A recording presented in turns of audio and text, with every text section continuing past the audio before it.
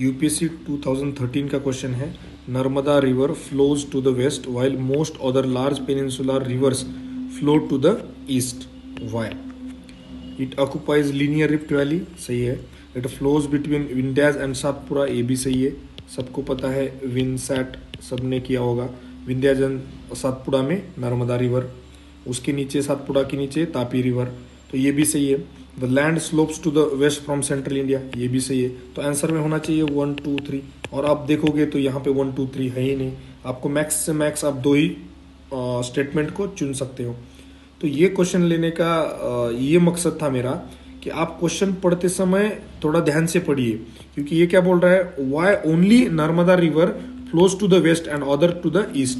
तो इसका आंसर जो है उसका ए है। It occupies a linear rift valley, it flows between Vindhyas and Satpura. तो ये ईस्ट को भी फ्लो हो सकती है, ये कोई रीजन थोड़ी ना है कि विंध्याज और सातपुड़ा में इसीलिए वो वेस्ट की तरफ जा रही है। यहाँ से तो वो ईस्ट की तरफ भी जा सकती है ना, अगर लीनियर रिफ्ट वैली का स्लोप यहाँ पे होगा तो।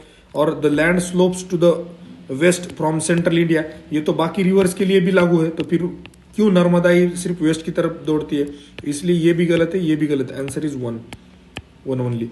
तो मेरा जो कहने का मकसद है वो है, read question carefully and all options carefully, first thing. Second, relate question statement to each and every option statements. जो क्वेश्चन में पूछा है वही स्टेटमेंट को यूजफुल है या नहीं है। कई बार होता है कि स्टेटमेंट करेक्ट होता है लेकिन उसका डिमांड कुछ अलग होता है, जो हमने देखा था most important, most significant, most appropriate. तो कुछ ऑप्शंस अप्रोप्रिएट भी होंगे, तो हमको ढूंढना है मोस्ट अप्रोप्रिएट। तो वो क्वेश्चन केयरफुली पढ़ना है और उसको एक ऑप्शन को रिलेट करना है। तीसरा, ask why not other options. आप अगर किसी, फॉर एग्जांपल ए में 1 and 3 ओनली है, तो आपको ये सोचना है कि 2 क्यों गलत है। एक बार जस्ट सोच लो, अगर आपको 100% पता चल गया है कि 2 तो गलत ही है, तो आप 1 and 3 के साथ जाते हैं। कभी कभी क्या होता है कि आप बहुत एक साइड का सोचते हो, सिर्फ एक ही पॉइंट पे थिंक करते हो, दूसरा एस्पेक्ट उसका सोचते ही नो। वो अवॉइड करने के लिए सिर्फ ये करना, ask question why not other option. उसके बाद एग्जाम में सिर्फ यही करना है, 1 question at a time and give your 100% to that question. Don't think about anything else, cut off कितना लगेगा, फेल होगा, पास होगा, क्या होगा मेरा करियर, बाकी सब चीजें भूल जाइए। बस एक क्वेश्चन जो है उसको अपना 100% दीजिए, उसको अच्छे से पढ़िए और उसको सॉल्व करने की कोशिश कीजिए। That's the key. नेक्स्ट, अगर आपको ऐसा लग रहा है कि मेरा पढ़ाई नहीं हुआ है, थोड़ा एंजाइटी आ रहा है, टेंशन आ रहा है, एंजाइटी आना काफी लाजमी है, क्योंकि अगर आप सीरियस कैंडिडेट है तो आपको थोड़ा सा एंजाइटी और टेंशन होगा ही होगा। अगर आप देखोगे 2020 का मेरिट, तो only net 46 questions out of 100 आपको करेक्ट सॉल्व करने हैं। तो ये कोई डिफिकल्ट चीज नहीं लगती है, और वो तो आप आराम से कर सकते हो। पॉलिटी ले लो, हिस्ट्री ले लो, स्टैटिक पार्ट, उसमें से तो 30 क्वेश्चन आप आराम से कर लोगे। वहां पे सिर्फ आगे 15 क्वेश्चन या मैक्स से मैक्स आगे 20 क्वेश्चंस, 50 प्लस भी आ गया तो आप पास हो जाओगे। तो वो चीजों के बारे में सोचना ही नहीं। और सबसे बड़ा जो मंत्र है भगवत गीता में हमें दिया है, कर्मण्येवाधिकारस्ते मा फलेषु कदाचन।